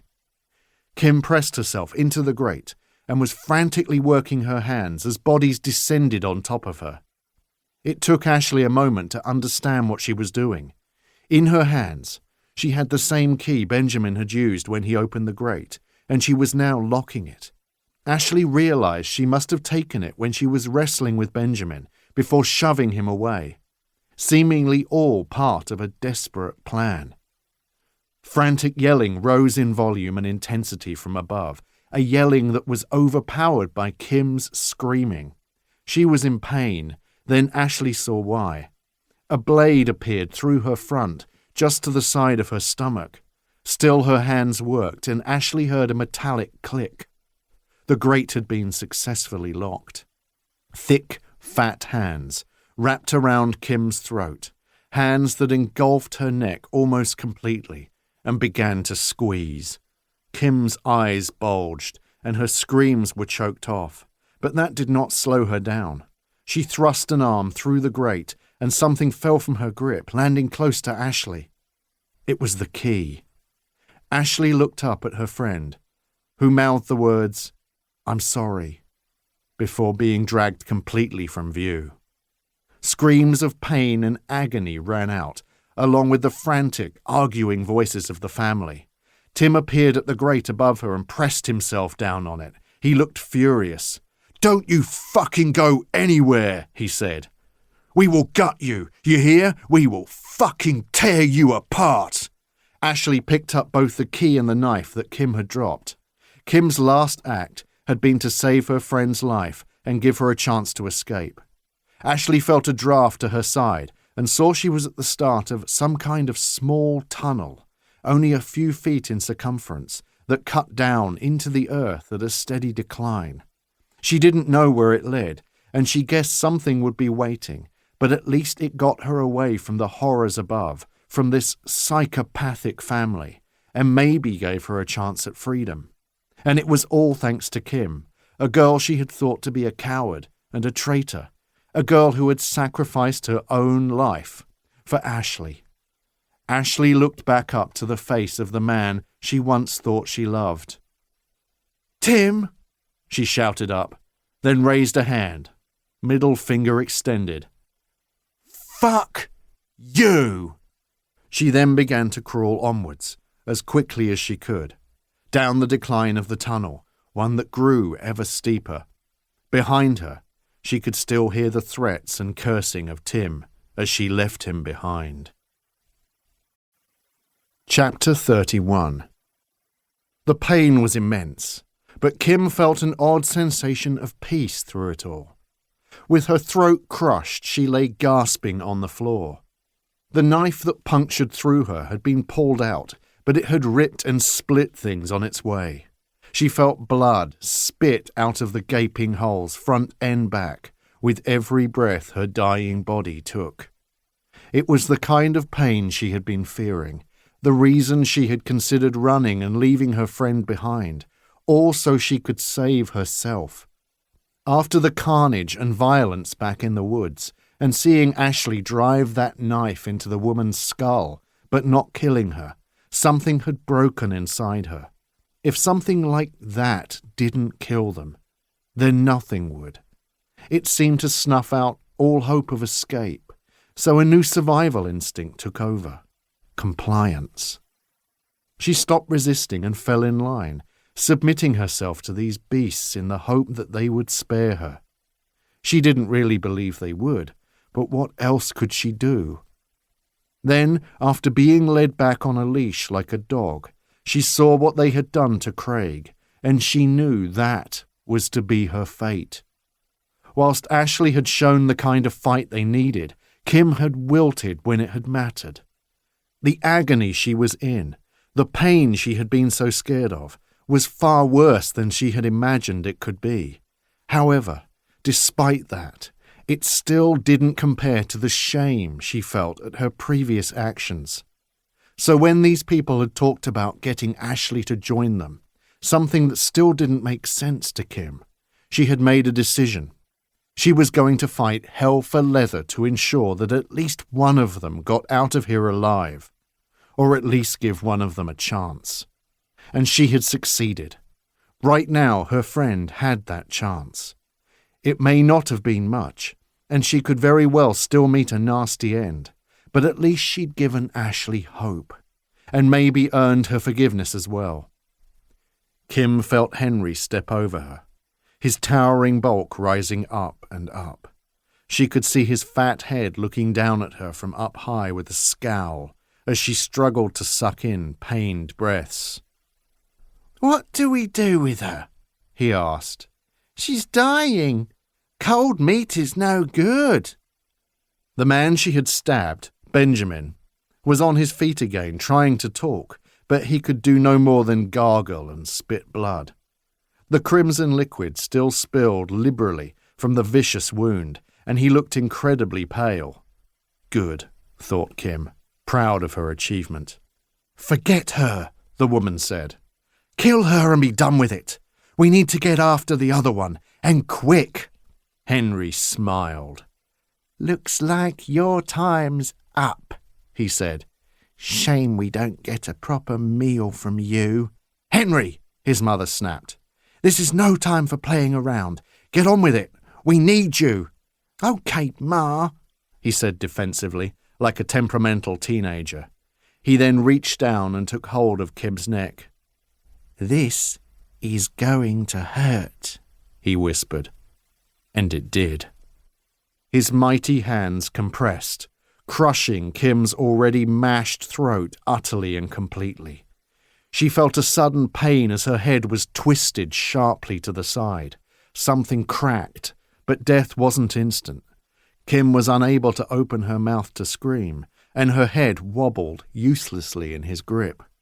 There was an almighty tug, and she actually felt the vertebrae in her neck pull apart as the skin surrounding it stretched and split. Kim's last feeling was of rising into the air as her body lay motionless on the floor below. "Get that out of the way," Ted said, pushing Timothy aside as his brother spat obscenities down into the dark void. But the girl was gone. That much was clear. Ted began working at the grate, digging the long blade of his machete around the edge of it, into the ground, hoping in vain he could dig it up. Without the key, he could think of no other way to gain access, and the only key he was aware of for that grate was down there below him. Ted was angry, furious in fact that his father, who had just given a speech on responsibility and consequences, had so stupidly lost the fucking key. Right now she was heading farther down there, towards him, and they, with all their power, were actually powerless to stop her. It was the single biggest clusterfuck he had seen from anyone in his family, ever. If anyone deserved punishment for their actions, it was his father. But Ted was also more than a little scared. Sure, his father had fucked up, but it was Ted who had first suggested turning the redhead, and that was the reason the grate had been opened in the first place. So, would everything be blamed on him? But just because father had fucked up, royally fucked up, surely that didn't make him wrong about the girl. The fight she was showing had to be proof he was right. He hoped the family, and Grandpa, would see it that way too. Regardless, the chances of the redhead joining them now were effectively finished. She was on her way down to where he lived, and, where Grandpa was concerned, there were very specific rules, the chief of which was that no outsider went down there without a member of the family escorting them. He was quite insistent on that, and he was going to be pissed. Heads would roll, probably literally. He prayed it wouldn't be his own. No matter how much he tried to dig around the frame of the grate to create an opening that could perhaps pull the whole thing free, it was useless.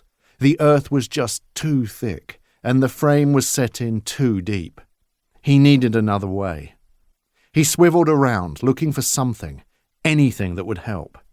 He saw Henry holding the Asian girl's head. Her jaw moved up and down a couple of times, an automated motor response, a hangover from life. Red tendrils fell from what remained of her neck, and through them he saw a small length of spine.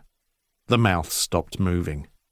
Henry studied the head, like it was a curiosity, and stared into the girl's eyes as her life drained away.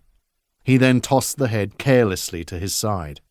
It bounced once, and rolled from Ted's view. "Ted!" his mother snapped, moving next to him. "What are you waiting for? Keep digging. We need to get down there now." But digging was pointless. Father stumbled about, trying to bark out orders, but was unable to speak. He only succeeded in covering the area with his still running blood.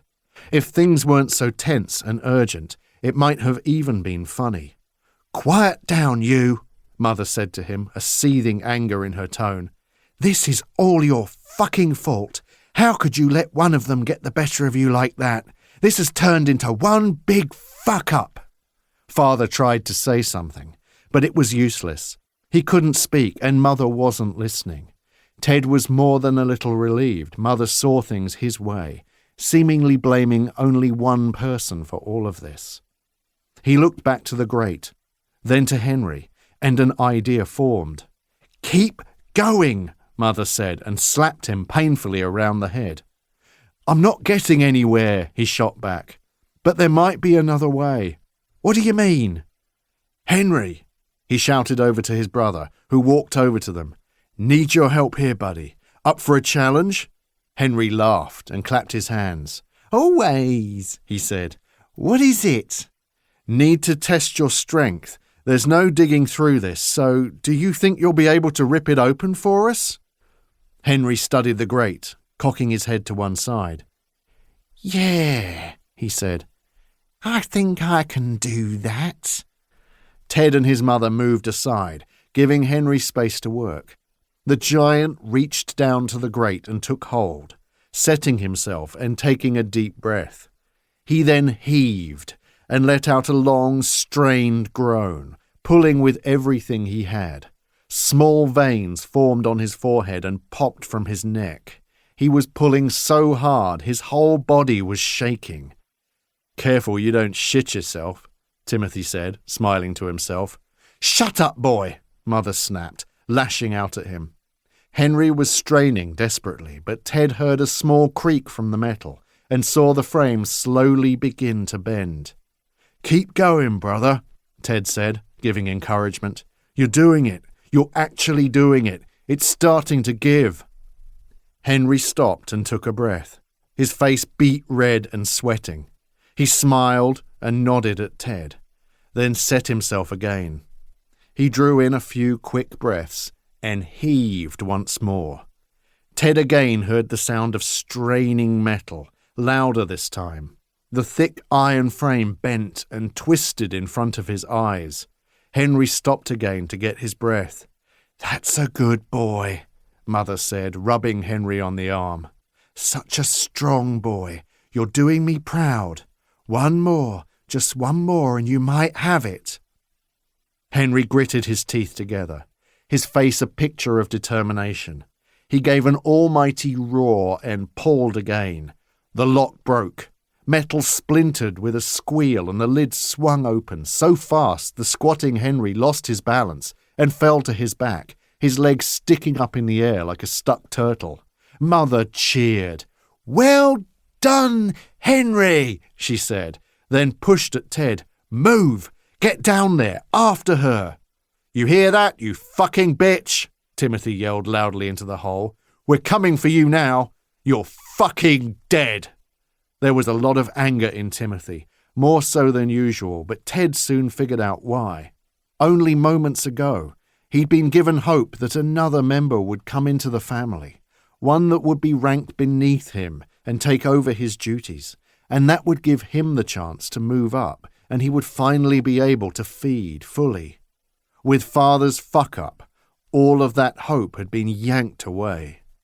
Ted pushed him aside and dropped into the hole. His feet hit the floor and he dove forward onto his stomach and began to crawl forward into the tunnel as quickly as he could. He heard someone else drop in behind him. The tunnel was small, but easy enough to navigate through. He did wonder if Henry would be able to squeeze his bulk through it, though. His much larger brother hadn't been down here since he had been turned all those years ago. Henry had been big then, but nothing like what he'd become. Ted felt a vibration through the ground beneath him and heard a dull, heavy thud. He also heard his giant brother let out an oomph as he hit the floor. Clearly, Henry was going to try his luck.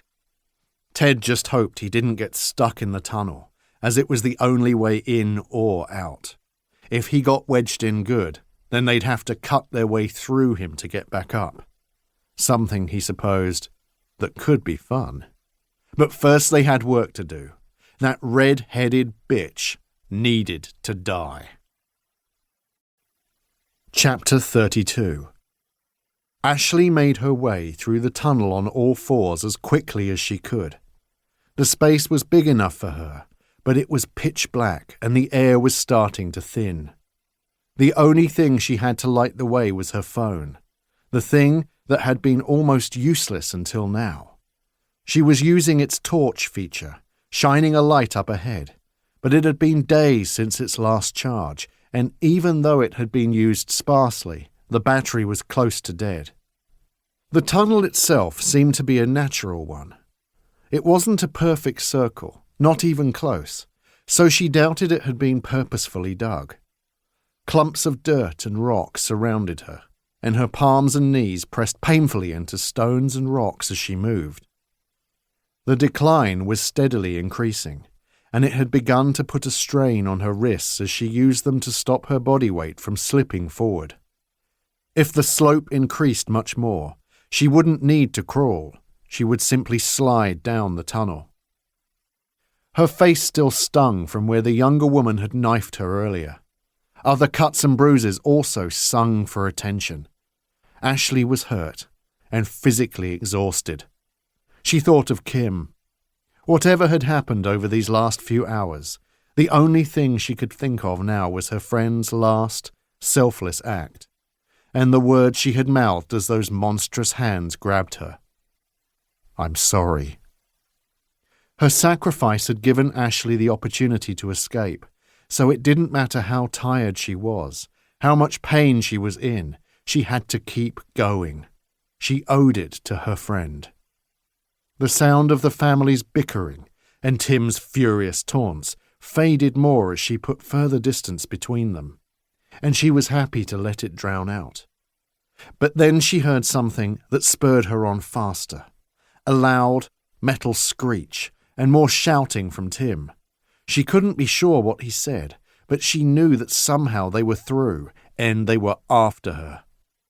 Ashley knew how quickly they could move, especially in these kinds of environments. It was almost inhuman. It meant they would gain on her, there was no question of that. Her only hope was if she'd already put enough distance between them to get to the end of this tunnel before they caught up with her. The knife Kim had dropped for her was wedged into the back of Ashley's trousers, and she could feel the blade cut against the skin of her buttocks as she crawled. Regardless, she didn't move it, and she didn't adjust. Instead, she used the constant stinging as motivation to move faster. The key for the grate was also tucked into her pocket as well, but she knew it was useless now. She heard more yelling and excited chatter from the tunnel behind her, and it was growing louder. It was still a distance away, but closer than she would have liked. Still, the tunnel went on, and even when she shone the light from her phone ahead every now and again, hoping to catch sight of the end, the way forward just extended out like a never-ending path. Her muscles ached, and the lack of air also made things difficult. Outside in the woods, she could suck in as much of it as her body needed, but down here, under layers and layers of earth, it was more difficult. She tried to push herself on as quickly as she could, but Ashley was also mindful of what could be waiting at the other end. She knew things wouldn't be straightforward. After all, they had been wanting to bring her down here themselves, so it obviously didn't lead to civilization or a place where help would be waiting.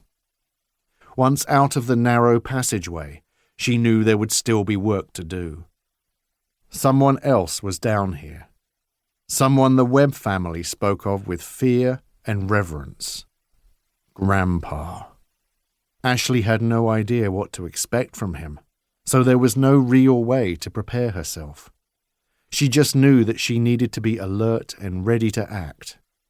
The knife Kim had gifted her may not do any good when all was said and done, but Ashley was glad to have a weapon all the same. The voices were beginning to grow steadily louder and closer, and her breathing had turned short and shallow. She tried to keep calm and move faster, working her arms and legs as hard as she could, trying to keep everything in a steady rhythm. The tunnel ahead began to close up, threatening to block off the way ahead.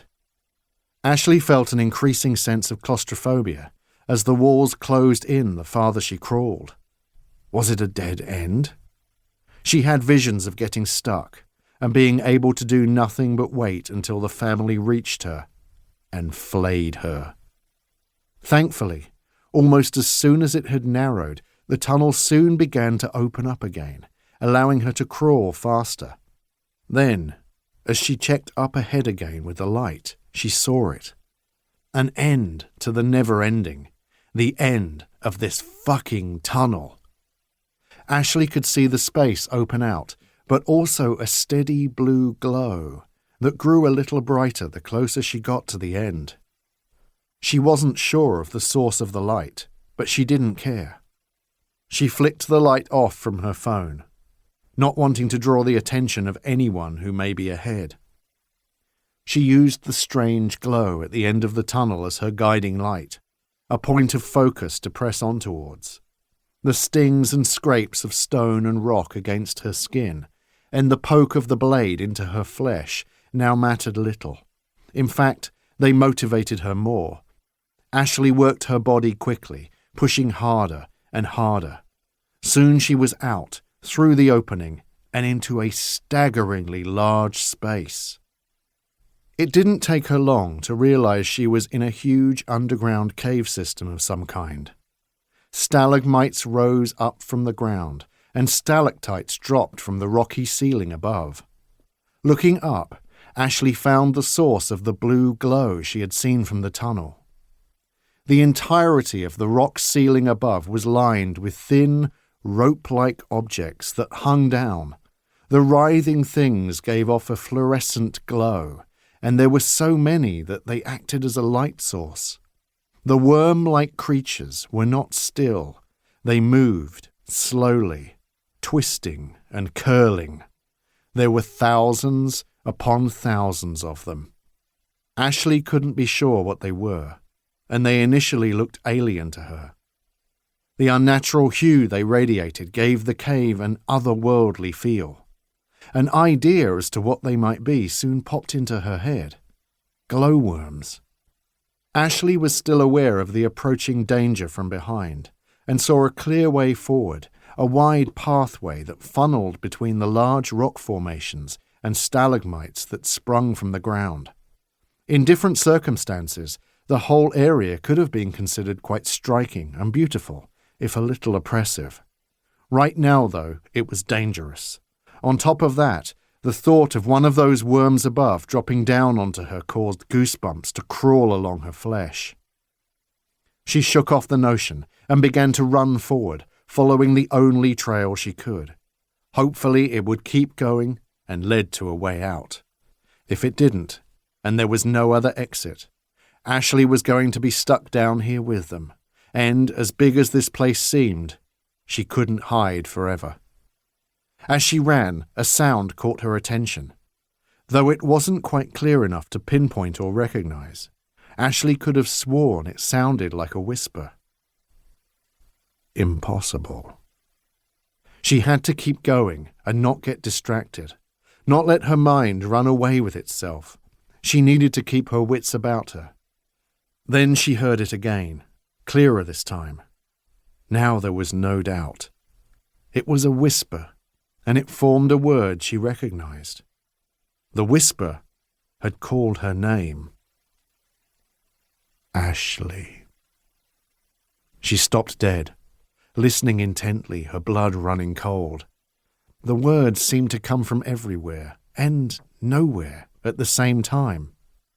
She could hear her pursuers growing in volume from behind her.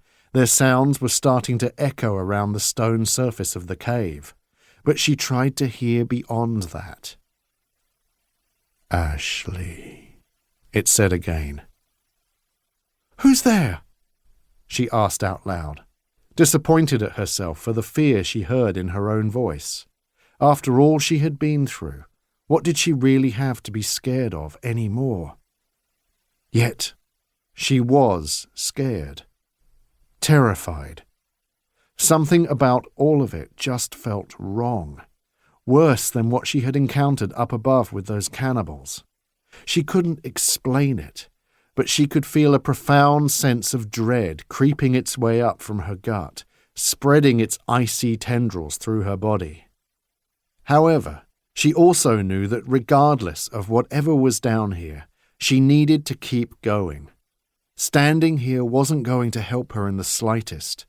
Again she began to run, determined not to stop again unless she was physically made to.